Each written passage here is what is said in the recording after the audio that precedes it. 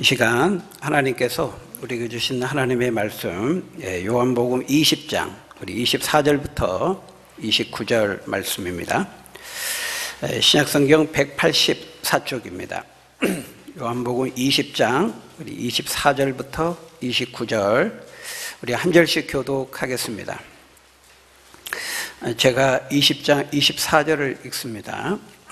12 제자 중에 하나로서 디두모라 불리는 도마는 예수께서 오셨을 때에 함께 있지 아니한지라.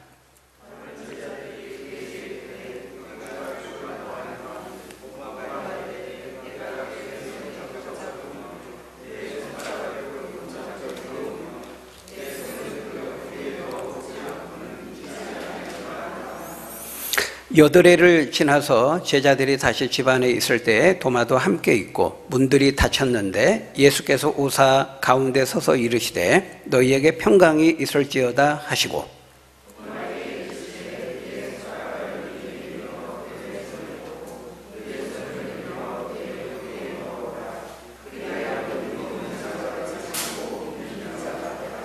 도마가 대답하여 이르되 나의 주님이시요 나의 하나님이시니이다.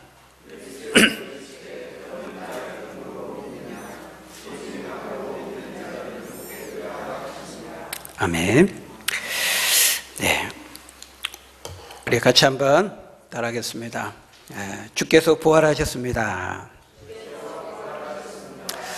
네, 오늘은 부활주일이죠. 예수님께서 우리를 구원하시기 위해서 십자가에서 죽으시고 3일 만에 다시 살아나신 그 날을 기억하고 기념하는 날입니다. 얼마나 위대하고 또 감사하고 또 기쁜 날인지 모릅니다. 여러분, 주님께서 사망 권세를 이기시고 부활하셨다는 것, 다시 살아나셨다는 것은 우리 기독교에서 가장 가슴 벅찬 그런 내용입니다. 여러분, 복음이 무엇입니까? 복음, 우리가 복음을 전한다고 할 때 뭘 전하는 겁니까? 예수 그리스도를 전하는 거죠. 예수 그리스도, 그리스도 예수를 믿으라고 전하는 것입니다. 여러분, 그리스도, 이게 무슨 뜻입니까? 구원자, 그런 뜻이죠. 기름 부음 받은 자, 구원자. 예수님이 구원자이십니다. 그럼 예수 그리스도, 그 말이고, 그리스도 예수 하면 이제 그리스도가 형용사적인 역할을 하는 거예요. 구원자이신 예수, 그런 말이죠.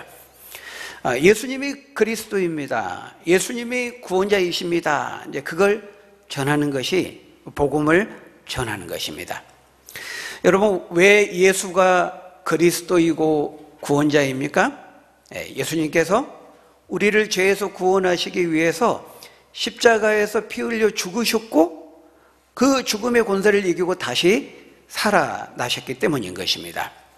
바로 이 십자가의 죽음과 부활, 그게 복음인 것이죠. 복음, 복된 소리, 복된 소식, 그런 말이죠. 그러니까 우리가 복음을 전할 때에는 예수님의 십자가를 전하는 것이고 또한 동시에 예수님의 부활을 전하는 것입니다. 그래서 복음을 구성하는 두 개의 가장 핵심적인 내용이 뭡니까? 이렇게 질문하면 예수님의 십자가와 예수님의 부활, 이렇게 말하는 것이죠. 둘 중에 하나만 말하면 안 됩니다. 둘 다 말해야 됩니다. 예수님의 십자가도 말해야 되고 예수님의 부활도 말해야 되는 거예요. 둘 중 하나가 빠지거나 둘 중 하나만 말하면 그건 복음이 아니라 다른 복음이 되는 것이죠. 항상 십자가의 고난과 죽음 그리고 부활까지 함께 말해야 되는 것입니다. 그래서 우리가 누군가에게 복음이 무엇입니까? 이렇게 질문한다면 복음을 구성하는 가장 핵심적인 내용이 무엇입니까? 그렇게 질문한다면 우리는 어떻게 대답해야 돼요? 예수님이 십자가에서 우리의 죄를 위해서, 우리를 죄에서 구원하시기 위해서 십자가에서 죽으셨고 다시 그 죽음의 권세를 이기고 부활하셨다는 것입니다. 이게 복음인 것이죠. 이것을 전하는 것, 그게 복음을 전하는 것입니다. 십자가에서 죽으시고 부활하신 예수를 전하는 것이죠. 그래서 로마서 10장 9절에 보면 뭐라고 말씀합니까? 네가 만일 네 입으로 예수를 주로 시인하며 하나님께서 그를, 예수를 죽은 자 가운데서 살리신 것을 네가 네 마음에 믿으면 구원을 받으리라, 이렇게 말씀하고 있어요. 딱 한 구절이지만 아주 복음을 핵심적으로 응축해서 정확하게 말씀하고 있는 거죠. 예수님을 주로 시인하는 자, 주로 고백하는 자 구원을 얻는데, 주로 고백한다는 게 뭐냐? 바로 예수님께서 십자가에서 죽으셨고 다시 살아나셔서 부활하셨다는 것을 믿는 것, 고백하는 것, 그것을 마음의 진실로 믿으면 그 믿음으로 구원을 얻는다고 말하고 있어요. 바로 이 부활신앙이 우리 기독교에만 유일하게 있는, 기독교를 기독교되게 하는, 다른 종교에는 없는 기독교의 유일무이한 독특하고도 특별한 그런 최고의 내용인 것입니다. 여러분, 예수님이 부활하셨다라는 것은 어떤 의미를 가질까요? 예수님이 십자가에 죽으시고 부활하셨다, 여러 의미를 가지지만 그 중에 최고의 의미 하나를 꼽으라고 한다면 뭐라고 말할 수 있어요? 예수님께서 십자가에서 죽으셨다가 다시 부활했다는 것은 그 죽음을 통한 죽음이 그냥 모든 일반 사람들의 여느 죽음과는 전혀 다르다는 거예요. 특별한 죽음이고, 바로 우리 인간을 죄에서 구원하기 위한 그 구원을 위한 대속적인 죽음이라는 것을 확증하고 공적으로 공표하는 사건이 바로 부활 사건인 것입니다. 만일 예수님이 부활하지 못했다, 그러니까 죽음으로 끝났다, 그러면 아무것도 아닌 거예요. 예수라는 사람은 많이 있었고, 또 예수님과 함께 십자가에 좌우편을 못 박혀 죽은 사람이 있었죠. 그 당시 뭐 예수라는 사람이 또 십자가 못 박혀 죽을 수도 있는 거죠. 예수님이 죽고 부활하지 못했다 그러면은 그냥 한 젊은이가 뭔가 좋은 이상과 뜻을 품었지만 안타깝게도 이루지 못하고 비참하게 삶을 마감한 불쌍한 한 젊은이의 죽음, 뭐 그 정도밖에 안 되는 거죠. 예수님은 아무것도 아닌 것이 되는 것입니다. 네, 부활하셨다는 것, 죽음을 통해서 다시 부활하셨다는 것은 예사로운 죽음이 아니고 일반 여느 사람들의 죽음과는 다른 특별한 죽음, 바로 우리 인간을 죄에서 구원하기 위한 대속적인 죽음이라는 것을, 그 대속적인 죽음이라는 것이 진짜였고 확실하다는 것을 확증해서 보여주는 사건이 부활인 것입니다. 그러니까 부활은 굉장히 중요하죠. 여러분, 예수님은 비천한 죽음으로 끝나지 않았습니다. 죽은 지 3일 만에 다시 살아나셨어요. 부활하신 거예요. 여러분, 지금까지 인류 역사 가운데 죽었다가, 완전히 죽었다가 살아난 사람이 있습니까? 없습니다. 물론 예수님이 죽은 자를 살리신 경우, 이제 그런 사람은 있죠. 물론 잠깐 숨이 멈췄다가 다시 심장이 뛴다든지, 숨이 멈췄다가 다시 회복이 된다든지, 죽은 줄 알았는데 잠깐 의식을 잃다가 깨어났다니, 그런 경우는 있죠. 그렇지만은 예수님처럼 죽은 지 3일이 되어서 시신의 부패가 시작이 되었는데 다시 살아나는 경우는 없다는 거예요. 여러분, 죽음은 굉장히 무서운 겁니다. 강력한 것입니다. 죄의 최고의 무기가 뭡니까? 죽음입니다. 그래서 죽음 앞에서는 모든 사람들이 벌벌 떨잖아요. 이 죽음을 이기고 죽음을, 문제를 해결하고 죽음을 정복한 사람이 없어요. 근데 예수님께서 죽음을 정복하셨다는 거예요. 여러분, 죽음을 정복했다는 것은 죄를 정복했다는 것을 말해요. 왜? 죄의 삭은 사망이라. 로마서 6장 23절에 말씀하죠. 죽음은 죄에서 온 거거든요. 그러니까 죽음의 문제를 해결했다는 것은 죄의 문제를 해결했다는 것을 말하는 거예요. 죄의 문제를 해결하고 죄를 정복했다는 것은 그 예수가 누구라는 거예요? 구원자이고 하나님의 아들이시라는 것을 증명하는 거죠. 왜? 하나님이 아니고서는, 하나님의 아들이고서는 그런 일을 할 수가 없기 때문인 것입니다. 그렇기 때문에 죽었다가 다시 살아난다, 자연을 역행하는 것이거든요. 일어날 수 없는 일이거든요. 그렇기 때문에 우리가 부활하신 예수를 믿는다는 것은 굉장히 어려운 일이에요. 그래서 부활을 믿고 부활이 믿어지는 사람에게는 이 부활의 복음이 가슴 벅찬 기쁨이고 감격이고 환희일 수 있지만은, 부활이 안 믿어지는 사람에게는 굉장히 부담스러운 거죠. 네. 여러분 어떻습니까? 부활이 믿어지십니까? 잘 믿어지십니까? 예. 저도 처음에 예수님 믿을 때요, 다른 성경에 있는 내용들은 동의가 되고 수용이 되고, 예수님이 나를 위해서 사랑하셔서 십자가에 대신 못 박혀 죽으셨다, 그 십자가의 죽음까지는 이렇게 수용이 돼요. 받아들여져요. 근데 그 예수님이 죽은 지 3일 만에 다시 살아났다, 부활했다, 이거는 굉장히 믿기가 어렵더라고요. 안 믿어지더라고요, 처음에. 응? 네. 아니, 이게 뭐 소설도 아니고 영화도 아니고, 죽었는데 시신의 부패 시작이 됐는데 3일 만에 다시 살아났다, 믿기가 어려운 거잖아요. 근데 여러분, 그것은 이제 우리의 문제만은 아니었다는 것을 알 수 있어요. 오늘 본문을 보면 제자들도 역시 마찬가지였습니다. 제자들도, 특별히 그 제자들 가운데 의심이 많은 제자, 의심 많은 제자, 별명이 의심이 많은 제자죠. 도마, 의심 많은 제자 도마에 대해서 말씀하고 있는데요. 여러분, 오늘 24절 25절 우리 다시 한번 같이 읽어볼까요? 24절 25절 시작. 12 제자 중에 하나로서 디두모라 불리는 도마는 예수께서 오셨을 때 함께 있지 아니한지라. 다른 제자들이 그에게 이르되 내가 그의 손에 못자국을 보며 내 손가락을 그 못자국에 넣으며 내 손을 그 옆구리에 넣어보지 않고는 믿지 아니하겠노라 하니라. 내가 직접 눈으로 보고 내가 직접 손으로 만져보기 전까지는 나는 믿을 수 없어, 이렇게 말하고 있어요. 지금 도마가 이 말을 하기까지 우리 그 과정과 맥락을 좀 이해할 필요가 있습니다. 여러분, 예수님께서 이제 부활하신 안식 후 첫날 부활하신 다음에 새벽에 부활하셨거든요. 근데 그 무덤에서 제일 먼저 예수님의 부활을 목격한 사람은 여인들이었습니다. 그 여인들 중에서도 이제 막달라 마리아, 오늘 우리가 읽지는 않았습니다만 거기 18절에 보면은 막달라 마리아가 부활하신 주님을 만난 다음에 즉시 제자들에게 달려갑니다. 달려가서 놀람과 충격과 흥분 가운데 제자들에게 말해요. 내가 주를 보았습니다. 주님이 정말 부활하셨습니다. 주님이 저에게 이렇게 저렇게 말했습니다. 이렇게 전해주니까 제자들이 어때요? 그러냐고, 그럴 줄 알았다고 그랬어요? 아니었습니다. 안 믿었습니다. 여러분, 병행구인 누가복음 24장 11절에 보면요, 그 막달라 마리아가 전한 그 말을 듣고 뭐라 그랬어요? 그때 사도들은 그들은 막달라 마리아를 비롯한 여인들이거든요. 그들의 말이 허탄한 듯이 들려, 에이 말도 안 돼, 그렇게 들려서 믿지 아니했다, 이렇게 말하고 있어요.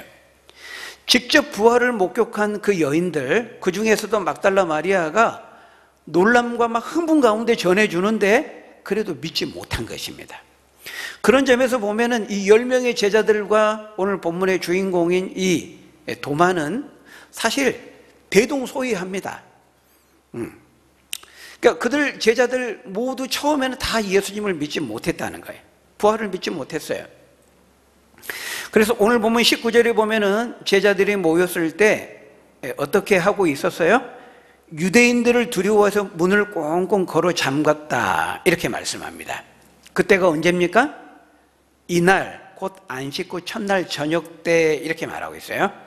그러니까 안식 후 첫날 새벽에 주님이 부활하셨거든요. 안식 후 첫날 새벽, 언제? 주일이죠. 주일 새벽에 예수님이 부활하셨고요. 그 부활하신 당일날 저녁을 지금 말하는데, 새벽에 부활하셨고 그 새벽에 제일 먼저 부활하신 예수님을 목격한 사람이 여인들, 그 중에서 막달라 마리아인데요.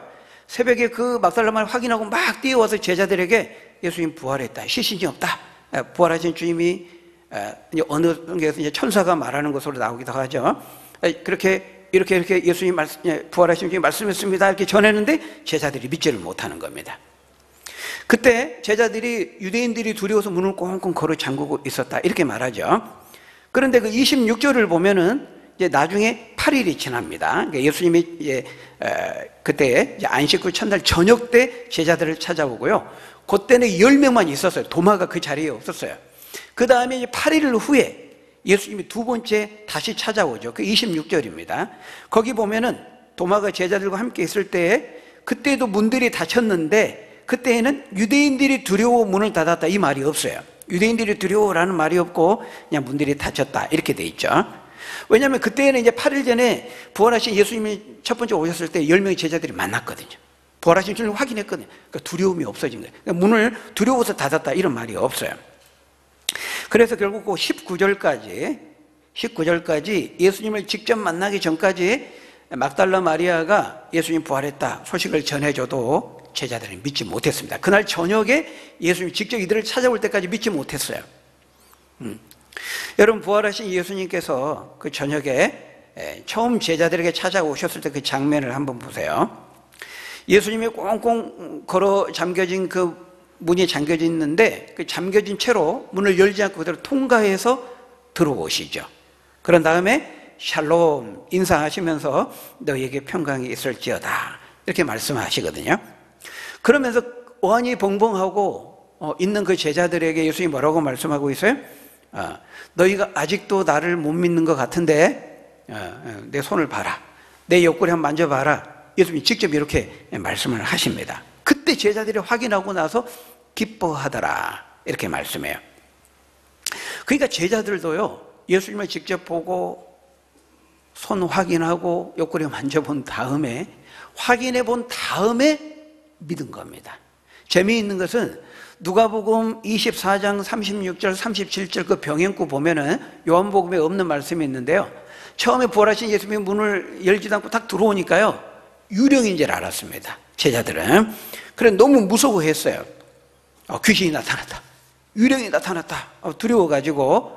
그러니까 예수님이 누가복음 24장 40절에서 43절을 보면은 제자들의 두려움을 떨치고 자신이 부활하신 예수님을 만났다는 것을 확인시켜 주기 위해서 일부러 생선 한 토막을 구워서 제자들과 함께 먹으면서 치밀함을 나누십니다. 그러면서 자 봐라, 내가 진짜 부활한 예수 맞다. 유령은 몸이 없어서 음식을 못 먹지만 나는 먹지 않냐, 나 진짜 부활한 예수 맞다. 이렇게 봐라, 만져봐라, 이렇게 다 증명을 해주세요. 굉장히 자상하시고 세밀하시고 따뜻한 분이라는 걸 알 수 있죠. 여러분 생각해 보세요. 얼마나 놀랐겠어요. 분명히 죽으셨는데 문도 안 열고 딱 들어와 버리니까 얼마나 기겁을 하고 놀라겠습니까? 오늘 보면 19절과 26절에서도요 제자들이 모였을 때 예수님께서 이렇게 닫힌 문으로 문을 열지 않고 통과해서 들어오셨다 이렇게 말하는데, 여러분 이건 뭘 보여줘요? 이걸 이제 부활의 불연속성 이렇게 말합니다. 예수님의 몸이 부활하시기 이전과는 전혀 다른 신령한 몸으로 변화됐다는 것을 보여주죠. 그러니까 문을 열지도 않고 통과해서 들어오신 거예요. 그렇지만 동시에 그 몸은 육체가 없는 환영이나 유령은 아니었어요. 뭔가 육체를 분명히 가졌어요. 눈에 보였어요. 이건 뭡니까? 부활의 연속성이죠. 제자들은 분명 부활하신 다음에도 예수님을 알아보았고 함께 식사도 했어요. 여러분 이 부활의 몸, 고린도전서 15장에 보면은 우리가 장차 부활했을 때 어떤 몸으로 부활할지를 구체적으로 말씀하고 있어요. 놀랍게도 이 부활의 놀라운 신비입니다. 분명 부활하기 전에 예수님의 맡기는 맞는데 그러나 부활하신 다음에는 뭔가가 다른 거예요. 바로 이것이 부활의 연속성과 불연속성이에요. 여러분 나중에 저와 여러분들도 그렇게 될 거예요. 천국에서 부활한 다음에 우리가 부활해서 나중에 천국에서 서로를 알아봐요, 못 알아봐요? 아이고 김 집사님 내가 올 줄 알았어요, 반가워요. 천국에 가서 알아볼까요, 못 알아볼까요? 알아본다고 성경은 말씀합니다. 여러분 그때 우리가 다 다시 만나야 되겠죠? 다시 만나서 그 재회의 기쁨, 부활의 기쁨을 함께 나눌 수 있는 저와 여러분 되시기를 바랍니다. 이게 부활의 연속성, 불연속성이에요. 근데 여러분 이것을 사도 바울이 부활장인 고린도전 15장에서요 씨와 열매로 설명을 해줘요. 이 부활의 연속성과 불연속성을 씨와 열매로 설명을 해주는데요, 여러분 씨하고 열매는요 완전 다르죠. 여러분 수박씨는 너무 보잘것없죠. 먹어보세요. 맛도 없습니다. 근데 그 수박씨를 심으면 나중에 수박이라는 큰 열매, 크고 푸르고 빨갛고 맛있는 큰 덩어리 수박이 열려요. 불연속성이죠. 다르죠. 근데 이 수박은 수박씨를 심을 때에만 수박이 열려요. 호박씨를 심으면 수박이 안 나요. 연속성이죠. 응? 그렇죠? 조그만 씨였고 맛도 없었고 보잘것없었는데 엄청 크고 맛있는 큰 열매로 자라는 거, 이거는 불연속성이지만 그러나 수박 씨에서만 수박이 열리죠. 이건 연속성이에요. 연속성과 불연속성이 함께 있다는 것이죠. 우리가 천국에서 나중에 부활의 몸으로 천국 생활할 때에도 똑같다는 것입니다. 부활의 연속성과 불연속성을 가지고 우리가 함께 만나서 서로를 알아보고 함께 천국 생활한다고 말씀하고 있어요. 부활의 기쁨과 그 영광을 우리가 함께 만나서 함께 누리는 그런 삶이 되어야 되지 않겠습니까?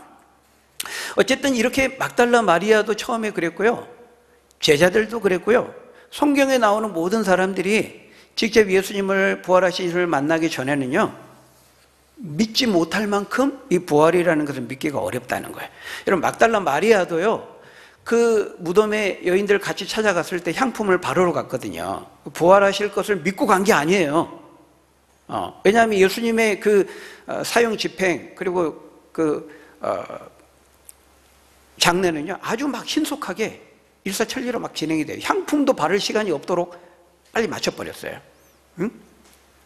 빨리 그냥 죽이고 이렇게 하기 위해서 그렇게 했단 말이에요. 그러니까 너무 큰 슬픔을 가지고 여인들이 향품이라도 발라드려야 되겠다 하고 이제 뒤늦게 찾아간 거죠. 근데 놀랍게도 예수님이 이제 부활한 것을 목격하고 그 충격적인 소식을 제자들에게 전해줬는데 제자들이 안 믿은 겁니다. 그러니까 예수님이요, 제자들에게, 사람들에게 예수님이 십자가에 죽으시기 전에 내가 십자가에 죽을 것이고 죽으면 끝난 게 아니라 다시 부활할 것이라는 것을 누차 말씀하셨어요. 근데 아무도 안 믿은 겁니다. 그러니까 그때 말씀하실 때 그조차도 이해도 못했어요.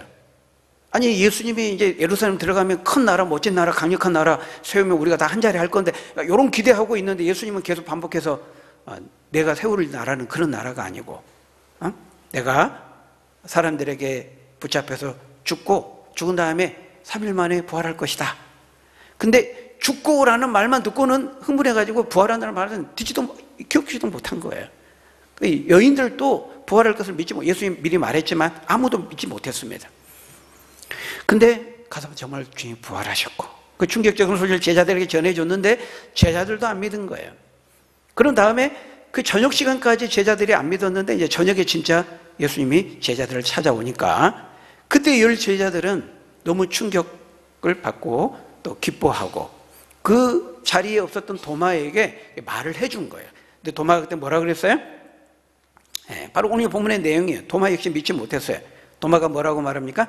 내가 그의 손에 못자국을 직접 보며 내 손가락을 그 못자국에 넣으며 내 손을 옆구리에 넣어보지 않고는 내가 결코 믿지 아니하겠노라, 이렇게 말하고 있죠.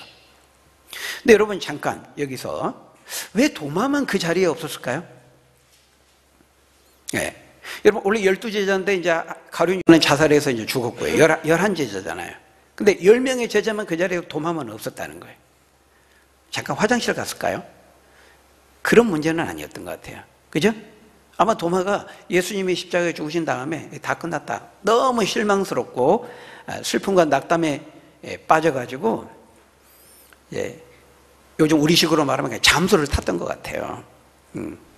뭐 성경에 그가 왜 이 자리에 없었는지 분명히 말씀하지 않지만 여러분, 성경에 나오는 몇 군데 도마가 직접 말하는 장면을 보면요, 도마가 굉장히 자기 신념과 자기 확신이 강했던 사람이었다는 것을 보여줍니다. 요한복음 11장 16절에 보면요, 그때 당시 예수님이 유대인들이 예수를 막 돌로 쳐서 죽이려고 할 때요, 예수님이 이제 피했거든요. 근데 친구 나사로 죽었다는 소식을 듣고 예수님이 다시 갈릴리로 가려고 합니다. 그때 다른 제자들은 다 말렸어요. 지금도 유대인들을 돌로 쳐 죽이려고 하는데 그 길로 가려고 하십니까? 위험합니다, 안 됩니다 하고 만류했는데요, 그때 이 도마만 뭐라고 말합니까? 야, 우리도 다 죽으러 가자. 굉장히 극단적으로 이렇게 말을 하죠. 오늘 본문에도 보면은 내가 직접 두 눈으로 보기 전까지, 손으로 만져보기 전까지 믿을 수 없다, 그렇게 말하잖아요. 그러니까 이런 걸 보면은 도마가 굉장히 자기 확신과 신념이 강한 사람이었다는 걸 알 수 있죠. 근데 여러분, 이렇게 자기 신념과 자기 확신 강한 사람이요, 장점도 있지만은 이게 좀 안 좋은 쪽, 극단적으로 너무 쉽게 또 좌절하고 또 낙담에 빠지고 또 우울증에 빠지고 그럴 수 있거든요. 그러니까 예수님이 십자가에 죽으셔서 다른 제자들도 다 슬픔과 낙담에 빠져 있었지만 그래도 그들은 같이 모여 있었어요. 그런데 이 도마만 홀로 자기 영역에 빠져서 그 공동체를 이탈한 채 자기 연민에 빠져서 그렇게 있었던 거죠. 여러분, 우리가 이걸 굉장히 주목해서 봐야 됩니다. 우리도 그럴 수 있거든요. 내 삶이 좀 힘들고 어려우면은 자기 연민에 빠져가지고 슬픔과 낙담과 고독의 늪에 빠져서 공동체에서 이탈한 채 이 도마와 같이 행동할 수 있어요. 그런 사람 있잖아요. 너무 힘들면 그냥 연락을 두절한 채 잠수를 타버리는 겁니다. 여러분, 그건 성경적으로 보면은 전혀 도움이 안 돼요. 우린 그러면 안 돼요. 우리 믿는 사람들은 어떻게 해야 돼? 그럴수록 내 삶이 힘들고 고독하고 외롭고 더 힘들고 막 이럴 때 어떻게 해야 되죠? 더 공동체 안에 들어와야 돼. 성도들과 함께 기도 제목을 나누고 같이 기도하고 같이 찬송하고 같이 교제하면서 이겨내야 되는 것이지, 그렇게 뭐 고독을 즐기고 우수에 젖어서 자기 연민에 빠져서 자기만의 시간을 갖고 마인드 컨트롤, 그렇게 해서 문제가 해결되는 게 아닙니다. 여러분, 오늘 본문에 보세요. 도마가 있어야 될 자리, 함께 있어야 될 그 공동체의 자리, 기도의 자리, 예배의 자리 있어야 되는데 없다 보니까 어때요? 얼마나 피해가 심합니까? 다른 제자들은 다 부활하신 주님 만나가지고 기쁨과 감격 가운데 젖어 있는데 이 도마만 8일 동안이나 자기만 혼란과 혼돈 속에 묻혀 지내야 했잖아요. 여러분, 우리가 아무리 내 삶이 힘들고 어려워도요, 절대로 예배의 자리, 기도의 자리, 성도들과의 교제의 자리 떠나서는 안 돼요. 하나님께서 바로 그 시간 그 장소에 주시기로 예배하신 은혜가 있단 말이죠. 여러분, 오전 예배 시간에 주시는 은혜가 따로 있고요, 오후 예배 시간에 또 수요 기도회, 우리 순모임, 전도회 모임 각각 그때 그 자리 그 시간에 주시는 은혜가 따로 있어요. 그래서 히브리서 4장 16절에 뭐라고 말씀합니까? 그러므로 우리는 긍휼하심을 받고 때를 따라서 각각이 그 때를 따라서 돕는 은혜를 얻기 위하여 은혜의 보좌 앞에 담대히 나아갈 것이니라, 이렇게 말씀하잖아요. 여러분, 꼭 예배할 때 예배하시고 기도할 때 기도하시고 교제할 때 교제하셔서 때를 따라 베푸시는 주님의 은혜를 놓치지 않고 받고 누리는 여러분 되시기를 주의 이름으로 축원합니다. 그래서요, 여러분 다시 본론으로 돌아와서 처음 부활하신 주님의 제자들을 방문했을 때 그때 도마가 없었어요. 그래서 8일 후에, 8일 후에 이제 예수님이 두 번째 방문을 합니다. 그래서 거기 27절에 보면은 이제 제자들과 인사를 마치자마자 바로 누구에게 말씀합니까? 27절에 보니까요, 우리 27절 같이 읽어볼까요? 시작. 도마에게 이르시되 내 손가락을 이리 내밀어 내 손을 보고 내 손을 내밀어 내 옆구리에 넣어보라. 그리하여 믿음 없는 자가 되지 말고 믿는 자가 되라, 이렇게 말씀합니다. 여러분, 굉장히 놀랍죠? 한 사람, 이게 한 영혼을 포기하지 않고 끝까지 찾아가시고 인내하시는 주님의 그 사랑의 모습을 볼 수 있어요. 여러분, 이 두 번째 방문은요, 누구를 위한 방문일까요? 한 사람, 도마를 위한 방문이었어요. 여러분, 이 도마, 자기 신념과 자기 확신이 강한 사람이었어요. 그래서 다른 제자들도 처음에는 다 안 믿었지만은 첫 번째 예수님 부활을 만난 다음에 이렇게 말했잖아요. 우리가 부활한 주님 만났다. 그러면은 다른 제자들 다 안 믿었는데 동료 제자들이 그렇게 돌변해가지고 부활한 주님 만났다 그러면은 한 번 정도, 내가 생각이 틀렸을까? 진짜 부활할 수도 있을까? 이렇게 한 번 정도 생각해 볼 만도 한데 도마는 필요 없어요. 자기가 안 봤으니까 못 믿겠다는 거예요. 여러분, 우리 주변에도 이런 사람도 있어요, 없어요? 있잖아요. 자기 주장, 자기 신념, 자기 확신이 강한 사람이죠. 누가 뭐라고 말을 안 들어요. 이런 사람 만나면 우리 되게 짜증스럽잖아요. 우리 어떻게 합니까? 그래, 네 잘났다, 네 알아서 해라, 전도하다가도요, 전도할 때도요, 아예 듣지도 않고 무턱대고 막 거부하고 차갑게 반응하면 어때요? 전도하는 우리 마음속에 어떤 생각이 떠오릅니까? 그래, 네 잘났다. 네가 똑똑한 체 한다마는 그래 봐, 네가 지옥밖에 더 가냐? 이런 마음이 한켠에, 여러분은 안 드는데 제 마음 한켠에 요만큼 들 때가 있거든요. 그죠? 근데 주님은 어떻게 하고 계십니까? 자비와 긍휼이 풍성하신 주님은요, 도마를 포기하지 않고 다시 오셔서, 도마가 물어보지도 않고 요구하지도 않았는데 다른 제자들은 제쳐두고요, 인사 끝나자마자 도마에게 직접, 도마야, 네가 원하는 대로 내 손도 만져보고 옆구리도 만져보고 확인해봐라. 자신의 몸을 내어주면서 이렇게 하고 계신 걸 볼 수 있어요. 그러니까 두 번째 방문은요, 도마를 위해서 오신 겁니다. 도마를 믿게 하려고 다시 찾아오신 거죠. 그러니까 그때서야 이제 도마가 확인하고 뭐라고 말해요? 28절에 나의 주님이시요 나의 하나님이십니다. 이렇게 고백을 하고 있는 것을 볼 수 있어요. 그렇습니다. 여러분, 예수님은 우리의 주님이시고 하나님이세요. 죽음을 이기시고 사망 권세를 깨뜨리시고 다시 살아나신 부활의 주님이신 것이죠. 여러분, 오늘날에도 이 도마와 같은 사람들 많이 있죠. 내가 보지 않았으니까, 만져보지 않고는 믿지 못하겠다. 실증주의. 과학적인 실험으로 실증되지 않는 것은 나는 믿을 수 없어. 근데 여러분, 이 세상에요, 과학적인 실험으로 증명할 수 없는 것들이 많아요. 이 세상이 창조된 거, 그때 인간은 6일째 창조되죠. 이미 창조된 다음에 인간이 창조된, 어떻게 그걸 확인해 볼까? 어떻게 뭐 과학적으로 실험을 하고 검증을 할 수 있겠어요? 이 사람이 저 사람을 좋아하고 사랑하는 거 과학적으로 어떻게 검증할 겁니까? 심장 박동수 측정하는 거야? 너무 미워가지고 심장이 뛸 수도 있어요. 그거 어떻게 확인해 보겠습니까? 과학적으로 검증할 수 없는 것들이 많아요.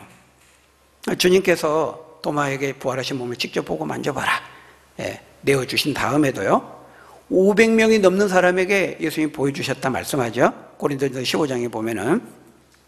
그러니까 여러분, 부활은 제가 누차 말씀드리지만요, 꾸며낸 이야기가 될 수 없어요.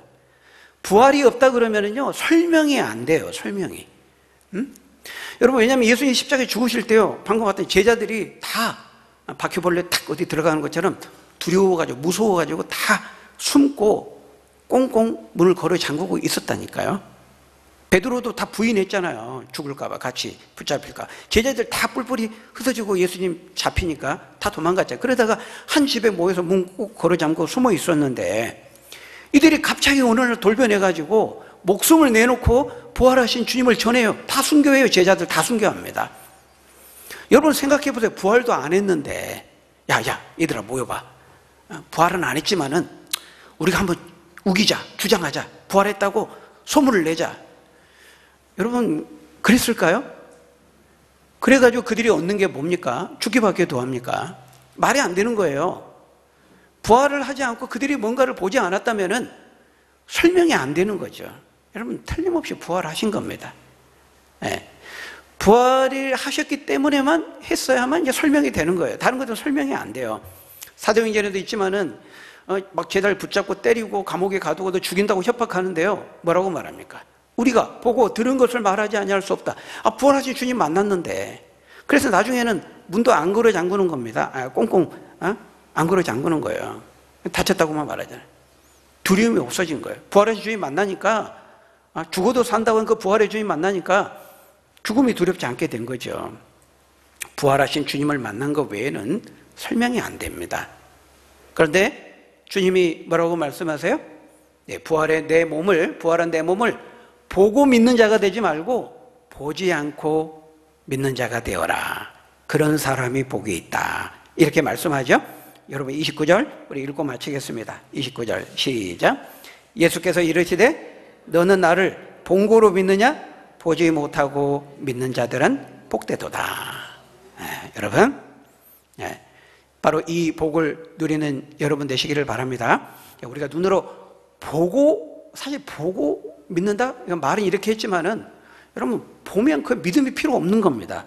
여러분 이거 안경인데 좀 믿으세요. 진짜 안경이에요. 믿으세요. 이렇게 말하는 사람이 있습니까? 아무도 없죠. 딱 봐도 안경인데 뭘 믿으라고 합니까? 그거는 믿음이 개입될 이유가 없는 거예요. 그래서 우리는 부활하신 주님을 못 보지요. 부활하신 주님을 본 사람이 500명이 넘어요. 그분들이 흩어져서 전해줘서 오늘 우리까지 믿게 된 거예요. 근데 우리는 부활하신 주님을 직접 보지 않았지만 우리는 믿는 자들이죠. 믿을 수 있는 거죠. 그런 사람이 복이 있다고 말씀하고 있어요. 여러분, 예수님이 정말 부활하셨어요. 흔들림 없이 이 부활의 주님을 믿으시고 부활의 첫 열매 되신 주님처럼 우리도 언젠가 신령한 몸으로 변화되어서 함께 천국 생활하고 영생의 복을 누리며 산다는 거, 그 소망을 가지고 오늘 주어진 이 땅에서의 삶이 전부가 아님을 알고, 이 땅에 우리의 몸은 늘 부족함이 있잖아요. 아프기도 하고 병들기도 하고 장애를 입기도 하고, 그러나 부활의 몸은 완전한 신령한 몸으로, 완전한 몸으로, 최고로 좋은 몸으로 변화되고 부활하게 된다고 말씀하고 있어요. 그 부활의 소망을 가지고 흔들림 없는 믿음의 확신을 가지고 그걸 알지 못하는 사람들에게 증거하며 전하며 살아가는 저 여러분들이 다 되시기를 예수님의 이름으로 간절히 축원합니다.